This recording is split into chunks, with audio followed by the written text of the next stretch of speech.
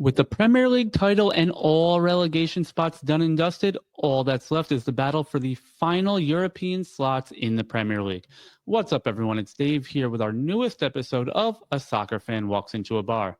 Sit back and relax as we chat about the second legs of those huge Champions League semifinals and see if any of our supporters clubs can sneak into Europe.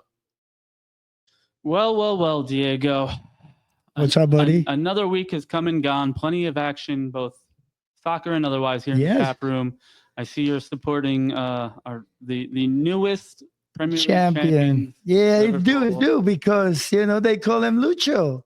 He's from Barrancas and he plays for Liverpool. He does. Congratulations, he guys. Came to score. Yes, sir, indeed. Score. Before we get started, let's congratulate all our Liverpool supporters near and far for winning a league. I know. It's hard for you to say. Let me say it. You guys played a great season. They did really well. It is very hard for Dave to say that he's. There's issues between Arsenal and Dave. No, let's say it. Liverpool, Arsenal. We'll talk about that later. But my issues with Liverpool long stem from my AC Milan fandom. That beautiful final and the what Liverpool fans call the miracle of Istanbul. So enough said. We got them back in 2007. Yep. We won the Champions League after that. So all was well. Congrats to Arne Slot. Congrats to the squad. Some news on Trent Alexander-Arnold that we have to talk about as well. But let's with a lot of stuff to do and a special guest later today, let's jump right into some of the Premier League action. Friday, May 2nd, Man City hosting Wolves. And a Kevin De Bruyne goal, one of only 2 shots on target. Yeah. All City needed to get through. They are starting to resemble a Man City squad. They're coming back. Again, they're fighting for second place. They're in an FA Cup final. A very good year by most metrics, and objectively probably the worst season in Pep Guardiola's career. Again, at least with City. Like we talk about it over and over and over again. It's just a matter of expectations. They weren't supposed to be fighting for second. They were supposed to be running away with the title as they've been, the past few years. But no, I mean, that's what big teams do. They hit a low point. They still got some results. Their place in the league is still secure on the top.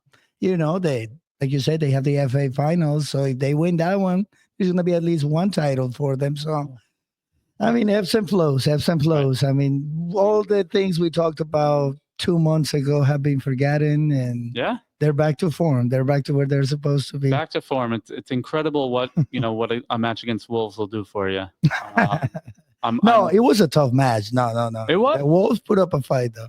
They consistently do. They are. Yeah. They're a very mercurial squad. Yes. Wolves. They're fighting, I mean, they're obviously above the relegation zone, but consistently fighting just to stay afloat. And it's just one of those heartbreaking things because they play so well that you wish they could get the results. They have their moments of greatness. They can put together some spectacular play. Obviously, guys like Matheus Cunha and some real game changers. Oh yeah.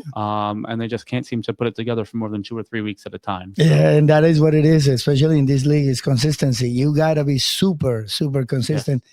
I mean, there's gonna be other teams that we're gonna talk about, but some teams were on 3rd place a couple of weeks ago, and a couple of bad results, they're down to 7th. Yep. So it is what it is over there in England. Speaking of teams, on and off with consistency, Brighton hosting Newcastle. It was a 1-1 final. Brighton could have and should have taken the 3 points. Yes, they definitely should. If not for an Isak penalty in the 89th minute. That was actually the 3rd penalty call for Newcastle in the match, 2 of which were called back, including I believe it was Jacob Murphy, yellow card for simulation. Yes. The first penalty shout was actually judged to have been outside the box, so VAR intervened there. The second one was a non-contact simulation call, but 3rd time was the charm for Newcastle. And Brighton was pretty hot of late. Making their push for that last potential European spot. Newcastle already with a title under their belt. continues to push toward Champions League places. So it'll and obviously that will be big along with the FA Cup final. Absolutely. Teams 7 through 11 are really pushing through for Man City in that FA Cup final, because that'll give another space, another European spot. Obviously Crystal Palace, that will gain them entry automatically if they win the FA Cup. So absolutely, lots to talk about with that, and we will get there. Brentford hosting Man United yesterday. What a match. We were watching here in the tap room upstairs, and it was incredible that at one point Brentford had one shot. Oh yeah, but they were winning 2-1. It was thanks to it's Manchester United at his best right now. So Mason Mount breaks the game open 14th minute with a goal. Luke Shaw in the 27th on the own goal. Kevin Schad scores 2. Johan Visa puts a 4th in. And then it got interesting. Garnacho and Ahmad both scoring late in the match to restore some integrity to the match. But Brentford able to hold on at home. Yeah. It was... What else can we say about that? I mean, it's Man U. Man U is a roller coaster this year. Yeah. You don't know what the hell is going to happen. How is it going to happen? But they always manage to lose those matches. And I mean, what can we do? Throw away the script and rebuild everything? It's done now. This way. Traditionally, 40 points is the mark to reach for safety from relegation. Yeah. Obviously, this year, all 3 teams that have been promoted from last year are going right back down. A historic poor bottom 3 for the league this year. But that being said, through 35 matches played, neither Man United or Tottenham have hit 40 points yet. And that's sad. That for them is usually crazy. done before the new year. Yeah. Absolutely. And here we are. Combined, they have lost 35 matches. And it's just this horrible. The situation over there is that they have the players. They spend the money to get a competitive team. It's just not clicking. No. I don't know if it's inexperience. I don't know if it's just lack of chemistry on both, because, I mean, Son is usually an amazing player. Will carry the team on his back if necessary, but not even him is doing anything going back year. to United, I really feel like, years of new manager after new manager, new board members, new this, new that. Finally taking his toll. This is not the days of Alex Ferguson, where you had basically 25 years of, and I'm going to say this in a good way, 25 years of Ferguson basically being a tyrant and just running everything. I'll do everything. I'll make all the decisions. There's no question. Similar to the days of Arsene Wenger. He ran the transfer policy. He did this. He did that.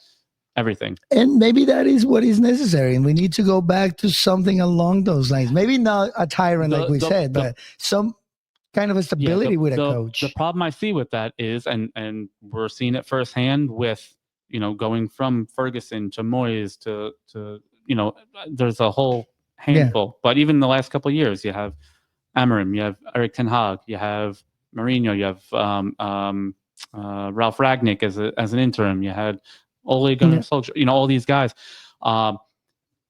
If you put all your eggs in that basket, so to speak, and it's the wrong choice, now you're totally blowing things up. The up. Other thing is, yes, they spend all this money on these big names, but they really haven't given anybody a chance. I mean, like you said, all these revolving door of coaches only creates instability.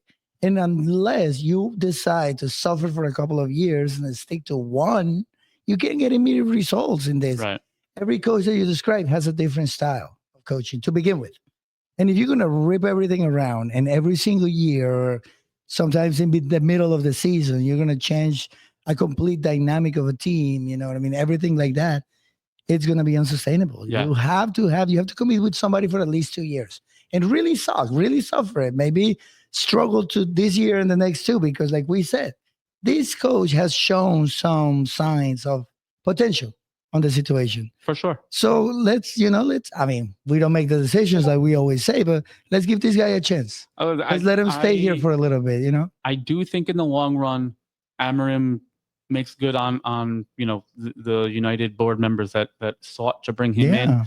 I think just like with previous managers, whether it's United, whether it's Arsenal, whether it's Chelsea, whether it's Tottenham, all these guys as well-rounded, as smart, and as talented as they are, always severely underestimate the job in front of them. Absolutely. You look at Pochettino and Graham Potter at Chelsea. Okay, you look at Conte and Mourinho at Spurs. You look at Mourinho and to a lesser extent Solskjaer, but you look at Eric Ten Hag. You look at Emery at Arsenal. All these guys that are incredible managers. It's just these major players and major squads just they think they can get through it, and there's just so many moving parts, so much history on a bad way then at that point that it becomes too much of a job for them. So hopefully Emery can overcome that. Hopefully they give him a little bit more leeway both on the transfer policy and in terms of just time. But we'll see what happens with Man United going down the road. But this is for my daughter's sake, they better change their freaking topic. This is the most losses they've ever had. I want to say ever in a season. 16 losses out of their 35 matches. Yeah, for a historic team, it's scary. It's a scary situation because if you lose a couple more points and you're talking relegation. Yeah. And for Man U to be relegated, pigs will start flying. That's why I preface this with, we have a historic bad group of teams that came up. Ipswich, Leicester, and Southampton. All said and done, I don't think any of them will even hit 25 points this year. Oh no. So to have that cushion where it's almost like an American sports. There's no relegation. There's no relegation unless you're a new team. So like I said, Man U has plenty to do. Yeah. Definitely. That being said, they're one leg away from a European final at the same time. So I don't know. And to be fair, that was a well rotated squad for United, but still, it's just the continuation of uncertainty and know what squad and what kind of quality is going to show up week in, week out. Exactly, has got to be fixed. It's beyond the players on the field. There's something intrinsic there that is just not going well. A culture, the culture has changed so much. Like you said, they're not taking the job seriously. And this is a team that, as an entity and as a part of history of the English Premier League, they are short in patience. Sure. If you don't take your job seriously and they see the smallest sign of weakness, they're going to get rid of everybody if they need to. So we'll see what happens, and better luck next year, guys. So let's flip over to the Sunday marquee matchup. Chelsea hosting newly minted champions Liverpool, and an Enzo Fernandez goal early on in the match, the third minute, followed up in the second half by an own goal from Liverpool. Chelsea were up 2-0 and honestly dominating most of the play. Virgil van Dijk coming through with a late goal, and then he wound up just kind of staying up at forward. It was pretty incredible to see and to hear the commentators. He wasn't coming back whatsoever. Listen, they won. They were a little hangover, and they were just doing whatever they wanted. Without a doubt, especially that was it, man. Going to London, this and that. You won the title. You're not in Champions League. You're not in the cups anymore. So you're celebrating, baby. You're taking your lap and making sure you don't get hurt. You have next year, they have Club World Cup to think about. They have a lot going on. That being said, Cole Palmer did net a penalty late in stoppage time. So, after they got something back, he had the world on fire. And then kind of cooled off mid-season. Cole Palmer, good to see him coming back into form and getting a goal, even if it is on a penalty, just as a confidence booster going into the end of the year. So. I mean, actually, everybody that plays Liverpool in the next few matches, if they're fighting for something, they got a leg ahead. They're lucky because, Liverpool is just running right now. They're just hanging out. They're just chilling. They're enjoying. Points ahead of Arsenal. This is all done. League, so, well-deserved. I don't want to say rest for them because obviously they're playing and the guys that are on the field are playing hard. but certainly not with the same intensity as if they needed that. They were fighting for result to something, matter. exactly. All right, so that will do it for now. We're going to come back with a special guest as we talk about second place Arsenal and 8th place Bournemouth. So stay tuned. We got one for you. All right, stick around, guys.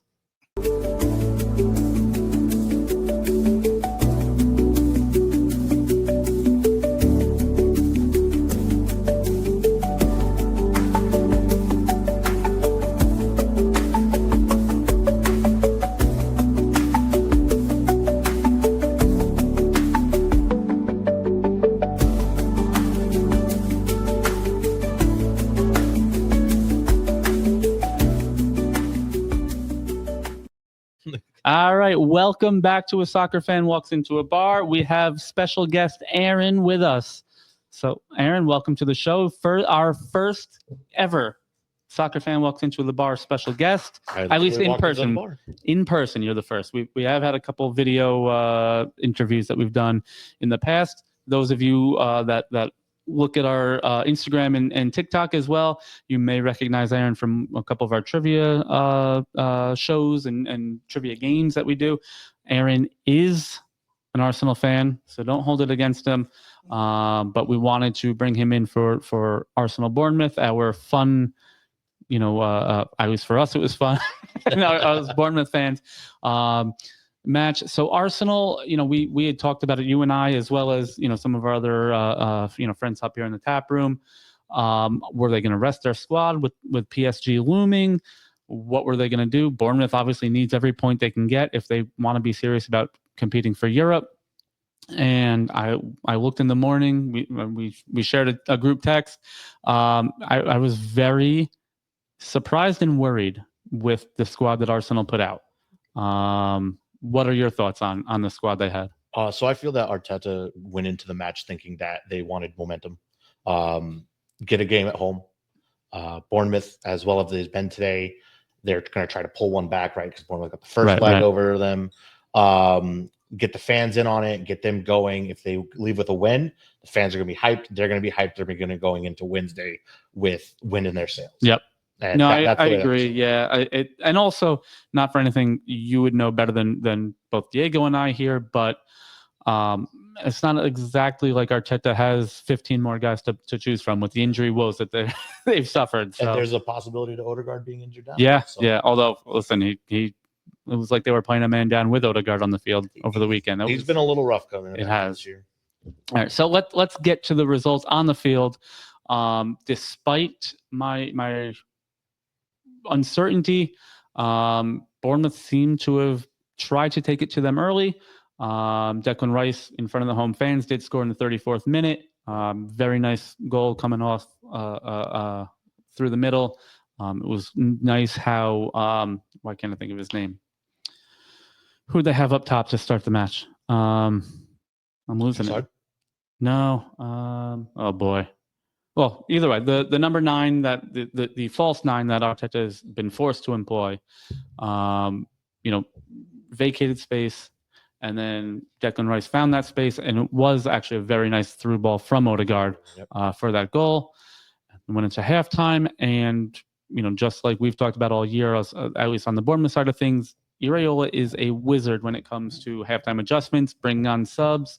Semenyo comes on in the 54th minute, I want to say, actually for his first time as a sub all season. He generally starts every match. And he was pivotal in not only changing the pace of the game and the intensity of the game, but also who knew that he could throw the ball 3/4 of the field, and an incredible set piece off of the throw-in straight onto Dean Howson's head, 1-1, all things level, and that's when everything kind of flipped on its head. What were your thoughts once that goal went in? Well, it's just funny because Arsenal are so good at set pieces, but they're actually, when you look at it, they're actually the worst team at defending. Yeah. And that probably goes into training because they're so focused on scoring them. The last thing through their mind is what happened. It's funny. I was listening to Tom Rennie this morning. Tom Rennie's a Sirius XM, personality. He also was actually boots on the ground and commentating for Sky Sports for this match, and he nailed it, same as you guys. Every time Arsenal scores on a set piece, the camera pans to the set piece coach, Mhm. and he's celebrating. And every time, which is increasing in commonality this year, every time they concede on a set piece, he's nowhere to be found. So, Yes. you have a set piece coach, you would think that he should be working with both sides of the ball. And case in point, 75th minute, Bournemouth gets a corner kick, and they scored. Evan Nielsen, while being dragged down by Martin Odegaard. There was some VAR on the play. It does look like it maybe came off of Evan Nielsen's hand or arm. We spoke about it at the time, where I don't know that I would have disagreed either way on the call. That being said, I think there was probably a good shout, just as good of a handball shout as a penalty shout on Odegaard for literally no eyes on the ball and just grabbing Eva. So yeah, I mean, you have to give it to them at that Yeah. point. It was a handball, but at that point, your Odegaard's dragging him down. Right. The deflection goes off the arm. It goes off the arm that was being held down by Odegaard. So if you're going to go the handball route, just before that is a penalty. So that being said, done and dusted, 2-1 Bournemouth. For the first time in their history, they both win at the Emirates, and obviously because of that, do the double over Arsenal.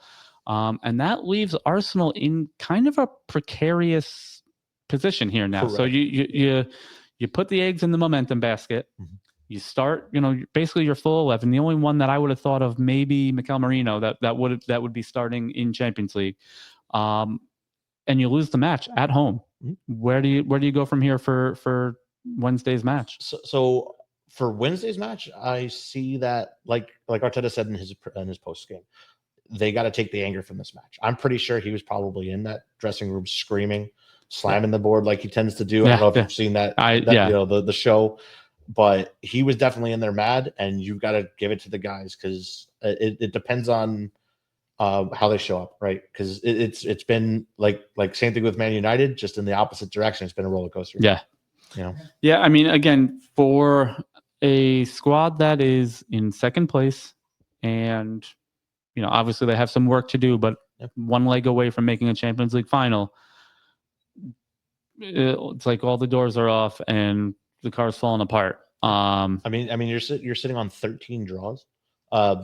If they had just that's how Wenger made his career, sitting on draws. That was he sat in fourth. That whole Invincibles season, I think that they had more draws than wins. Yeah, which is a bone to pick that I have, along with several pundits always say, like, everyone that says that Arsenal team is the best team in Premier League history. And I'm not a Man City fan, but I will just point to what the point of the game is to get points. It's to get points, and Man City lose the game. Man City has more points in that season where they got 100 than the Invincibles. I will give them, it's the only undefeated season, but for my money, that is not the best team ever. I also see that soccer is also a lot different now. It's also a lot different. You don't have the individual stars that you used to. Like, yes, there are stars out there, but there's none that sit there and take the ball. Oh yeah, no, we've talked. I've talked to so many people about this, where we have the best conditioning we've ever had. We have all the metrics. We have all this. We have all that. We don't have guys that just are fun on the ball anymore. We're missing the R9s, the Ronaldinhos, the honestly, even of a former era, Mesut Ozil, who just was a wizard on the ball, looked like he was having fun doing it. Those guys are missing. Even a Roberto Carlos, all these Brazilians, Jogo Bonito, like all that.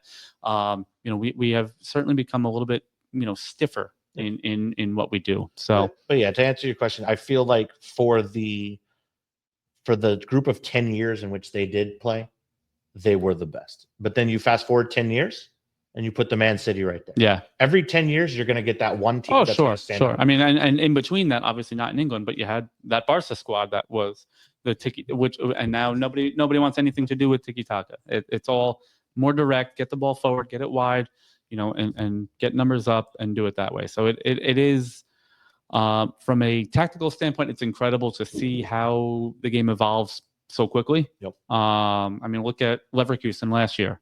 Yeah. And now, not that obviously they're still playing well, but nowhere near what they were, because teams have caught up to them in terms of how to seek that out and how to counter it. I mean, look at the Premier League. You've got what 7 teams fighting for top 3 spots. Yeah, yeah. Or for the third and the fourth spot. Right. Essentially the second. Yeah, I The Arsenal give up believe. one more game. What do we have? We have from 2nd to 7th is only a 7-point gap with 3 points. Well, 3 matches remaining. So realistically, I don't see this happening.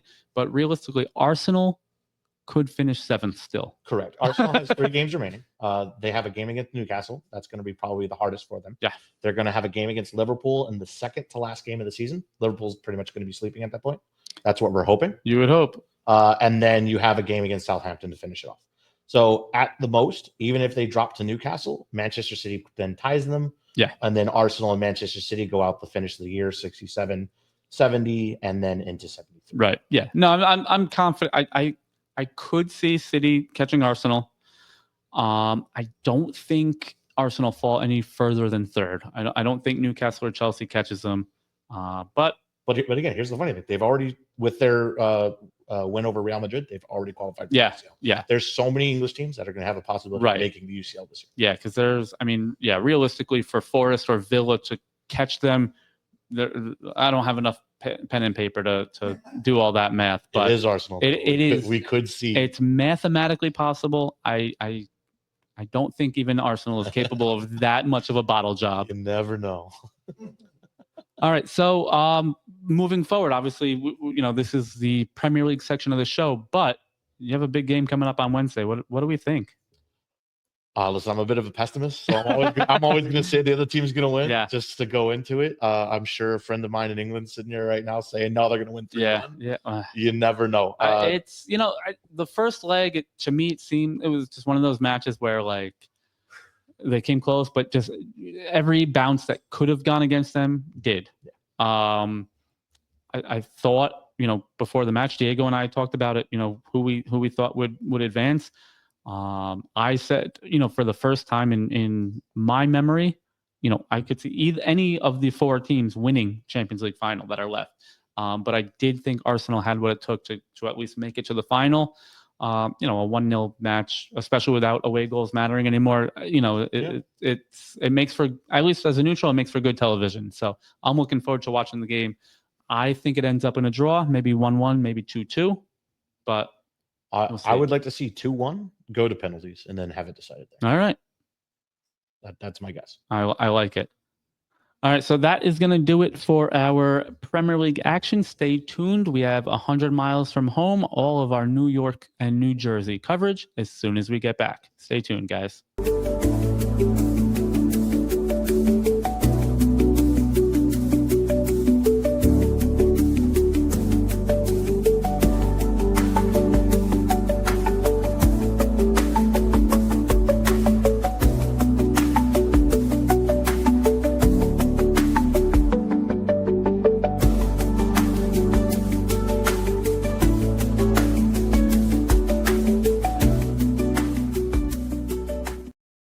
All right, welcome back for a second time. We are here, 100 miles to home. We have Diego back. He's taken off that foolish Liverpool scarf. And here we go, MLS action. We will start down south. Red Bulls traveling to Fort Lauderdale. Wow. Let it be known, traveling to Fort Lauderdale, not Miami, for this match at Inter Miami. Miami coming off the heels of being eliminated from CONCACAF Champions Cup to Vancouver, of all teams. And they took out their aggression on the Red Bulls pretty handily. 4-1 final. Goals from Fafa Picault, Marcelo Weigand, Suarez in the 39th. Mohamed Soto brought one back for the Red Bulls. Try at least. And then the GOAT, Leo Messi. He's got to get one. Puts his mark on the match in the 67th minute. A 4-1 final. It was nonsense, man. No. It was just like Aaron just said. They took that aggression of losing that important match on New York. That's just what it was. New York actually tried. They did their counterattack. No. They like really like, one thing is, competing, but no, they tried. They applied their counterattack. They got some opportunities. It's just Miami was just in a rage. They were not having any of it. Messi and his boys went Barcelona style on them. The way they were moving the ball that day, I got to watch the whole match, and it really reminded me when Suarez and Messi were in Barcelona. It really did. They went back old school and merciless. It was just insanity. I couldn't believe it, but it made it for a good match. The match was actually really good, though. It sure did. Sad to say that, it went the wrong way. Yeah. We would love New York to win, but what can you do? Yeah. Best players in the world, man. You can't. There can be only one. They cannot. Highlander style, baby. All right. Moving over to Queens this time around. NYCFC hosted Cincinnati at Citi Field. They had a nice little Star Wars celebration. May the 4th. May the 4th, indeed. Are we allowed to say that, or is George Lucas going to come after us? Nah, we're not that big yet. We'll get there. There was a nice little celebration. Disney will come down. Disney, the Mr. Big Ears over there will certainly come after us. Be careful, sir. You know what? That might be good for our metrics. Who knows? Let's do it. It'll put us on the map. There you go. But anyway, so I sent my sister-in-law and nephew to the game. My nephew is a big Star Wars fan. So an early goal from Julian Fernandez, 9th minute, wound up being the only goal of the match. Alonso Martinez missed several, including a penalty. He hit a post. It was just a comedy of errors for him. And that whole team in general, it wasn't just him. That's the one thing we keep talking about with New York. They get to the last quarter, and it's just that wayward pass. Yeah. It's that one pass. You make the big play, you turn around, you're doing a cross, you're trying to get somewhere, and you just throw it to nowhere or nobody. It's starting to look a little bit better and more consistent. But yeah, they're under a new manager, a very young squad. They only have, I think, 2 players over the age of 30 on their entire roster. So, you're going to have those growing pains. You're going to have wildly inconsistent matches. That being said, Cincinnati had come in unbeaten in their last 5. Yeah. NYCFC beat them. Their second straight 1-0 victory. Again, like we've talked about for the last couple of weeks, it's still very early in the season. Time to get the kinks out. Yeah. But NYCFC now, after 11 matches, sit 7th. 5 wins, 2 draws, 4 losses, compared to Red Bull, who sit in 10th place with a negative goal differential. Oh, wow. Yeah. I mean, that's just kind of the way it is with them. If that counterattack doesn't work, they're not scoring anything. Yeah. So other MLS news, I do want to bring this up. I got to try and find it, but Kansas City played LA Galaxy, and for the first time, certainly in MLS history, I think it may be the first time in, memorable first division history, Sporting Kansas City won 1-0 on a Maya Yoshida own goal. Kansas City, despite winning, did not register a shot. Guys, look, not just no shots on target, no shots at all. 0 shots, 28% possession. Jesus Christ. And they beat the reigning MLS champions 1-0. Talk about bending and not breaking. It's they just one of gave those up that ball. They were like, oh my God, we're lucky. Look at me. I'm the worst producer in the world. I forgot to switch back over to Diego being on the show. Sorry. It's all right. Aaron is part of the family now. I can take his name for a little bit. So yeah, it's one of these, I also used to play a bit and watch baseball. And it's one of these things where, the sport is 150 years old and we're still finding stats that have never happened before. Hey. LA Galaxy, 11 shots, 1 on target, 72% possession, to Kansas City, 0 shots, obviously none on target, 28% possession. And that was a mess, dude. And they come out with a win. Yeah. The expected goals was literally 0 for Sporting Kansas City. So to see that, just again, as we like to say in our country, if you don't score him, you watch them being scored. We've all said I'm a bit of a stat nerd when it comes to the soccer stuff. So I felt that this was like your dream come true right there. It's unbelievable. That's the kind of thing that you could see from like a Bournemouth Man City game, where it's like just running on the counter, get a cheap deflection, and bam, And bam. your only shot, or not a shot, and you win. I mean, we literally just talked about this. There were, in the previous ones, the games that we're talking, there were 2-1 with one shot on goal. Exactly. So it is a different sport nowadays. It's a lot more tighter than anything. It's not just scoring. It's not committing mistakes. Yeah. All right, so let's get into our What's on Tap segment. So some big matches, most of which will be on the big screen here in the tap room. Starting tomorrow, that is Tuesday, May 6th, we have the return leg of Inter Milan and Barcelona. The first leg was a 3-3 draw at the Camp Nou. What a match. What a match that was. And we talked about it yesterday in the tap room. 6 or at least 5 absolute bangers of goals. It was not an ugly goal. It was nonstop action, nonstop highlights, really incredible. What do you think? The way it went, I don't know, bro. To be honest, I want to say this goes to penalties. Yeah, and it's funny. And then whatever happens. We talked about a couple weeks ago, we could easily see any of these 4 squads winning the Champions League title. Oh yeah. And after the first leg, we could easily see any of these 4 teams, any set of them advancing. Oh, absolutely. Absolutely. Especially because, I mean, Barcelona, again, I favor Barcelona. I've been favoring it the whole time. That's fine. But they're going into a freaking hellhole right now. Yeah. They are going to have it really, really tough. Not just because of the team, but the fans, the referees. I mean, they referee different over there. You really are kind of going into the lion's den, so to speak. Yeah, literally. At the San Siro, one of the greatest stadiums in the world, although it is falling into disrepair. Well, this is this is when Lamine Yamal is gonna actually define himself. Listen, these are the moments that these kids are made from an 18-year-old, but these are the moments that make careers. Yep, absolutely. Whether it's Messi's Champions League final against Man United, or his World Cup finals. Cristiano with the bicycle kicks in the Champions League final. These are the big moments that they're going to highlight reels, your entire career and just kind of put you into that next next level. Yeah, absolutely.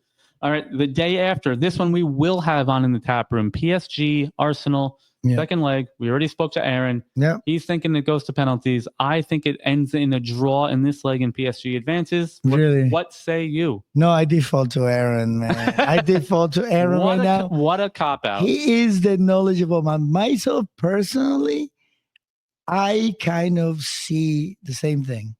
A result that might take us into penalties, not necessarily because of skill level, but I think it's more FIFA interference.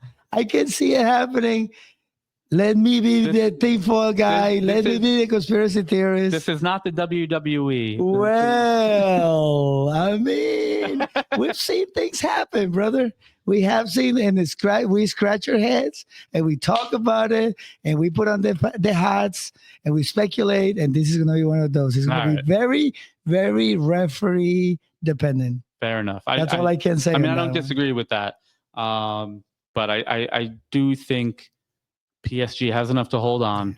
They got a good team. They got a great so does Arsenal, but I think they solved the false 9 of Arsenal last time. I think they do it again, and it will take some magic unless Odegaard pops out of his slump and really puts on display. Rage, baby. Yeah, you're gonna be in rage next game. Right, so let's roll into the weekend. Split screen Saturday morning. We have Southampton hosting Man City and the Hudson Valley Citizens, as well as Wolves hosting Seagulls on Hudson. So Man City is pretty much solid where they are. Yep. They will most likely have their eyes looking to the FA Cup final. Yep.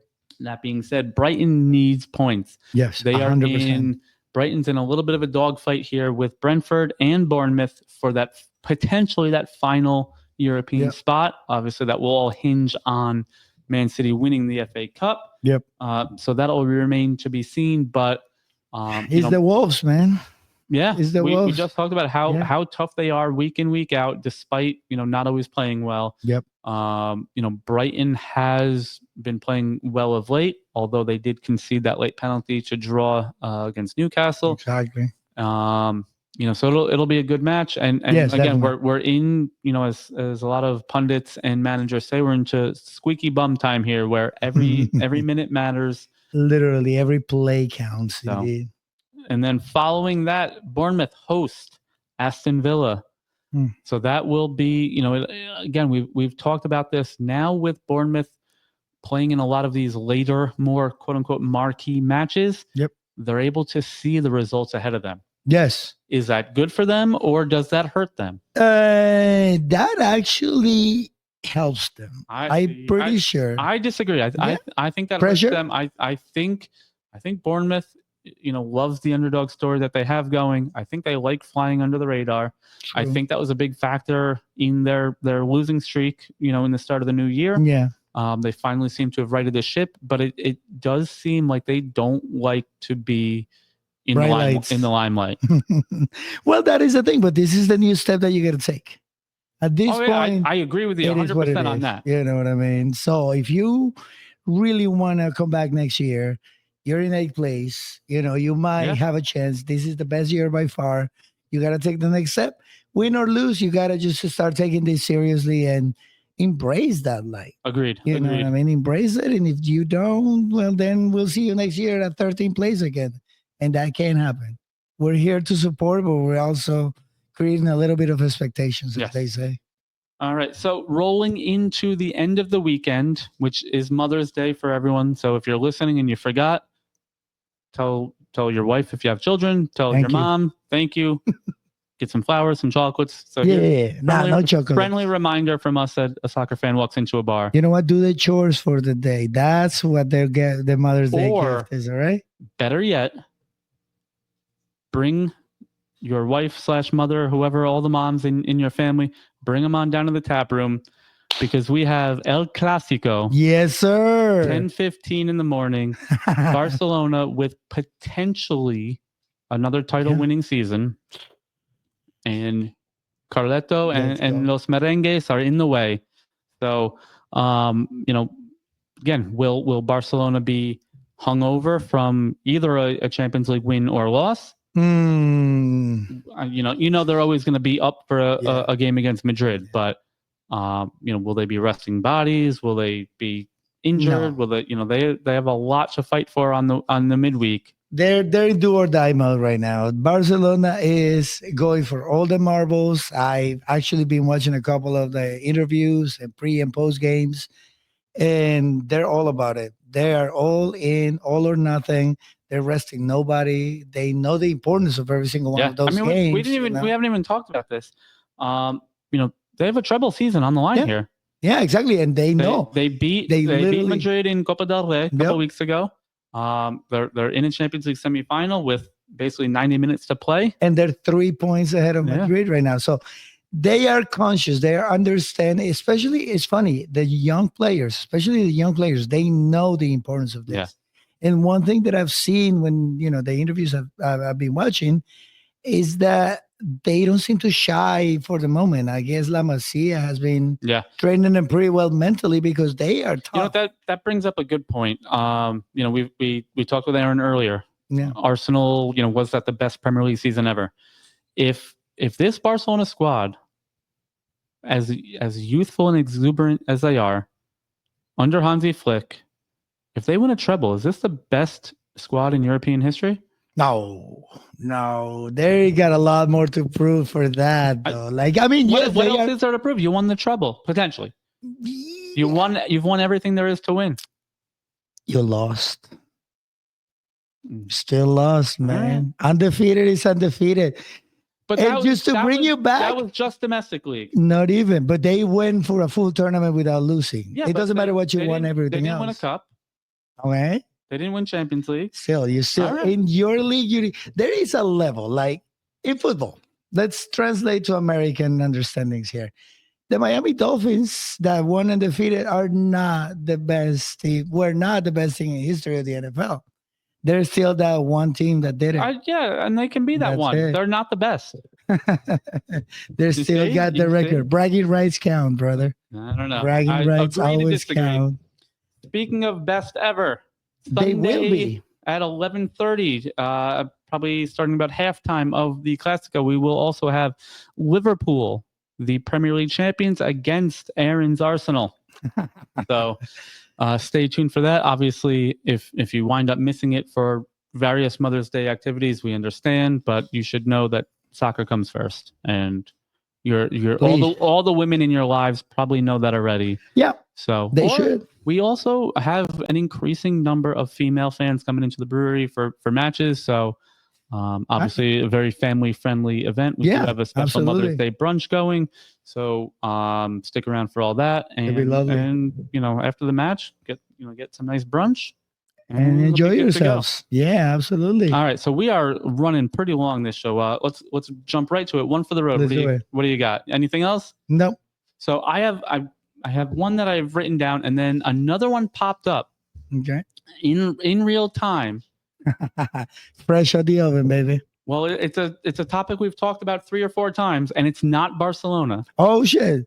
Taking over for me, guys. So, don't let him. Here we go. The Court of Arbitration for Sport is hearing cases today and will make a final decision tomorrow on Club León. Oh, let's go. So James may indeed still be in the Club World Cup. We don't know, but that will be decided, supposedly, final decision to be tomorrow.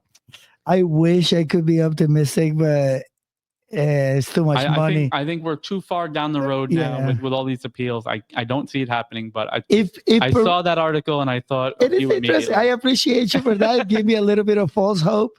But if Peru didn't go to the World Cup, Leon is not going to the Clubs Cup. All right. It's just the way it is. So along with that, the one that we had, congratulations to Bayern Munich, and maybe more importantly, finally, to Harry Kane. Yes. For winning a title.